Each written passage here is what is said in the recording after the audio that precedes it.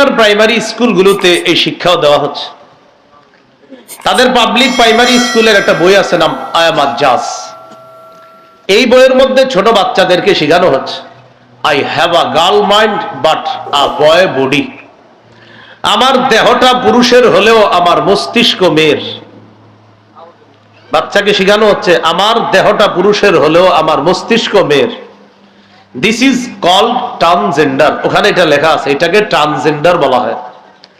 I was born this way. আমি এভাবেই জন্ম নিয়েছি। মানুষ আমাকে জন্ম নেওয়ার পর ভেবেছে আমি ছেলে, কিন্তু আমার মস্তিষ্ক বলে আমি মেয়ে। এটাকে ট্রান্সজেন্ডার বলা হয়। বাচ্চাদেরকে শেখানো হচ্ছে। আমেরিকার প্রাইমারি স্কুলের একটা বই আছে, it feels good to be your self.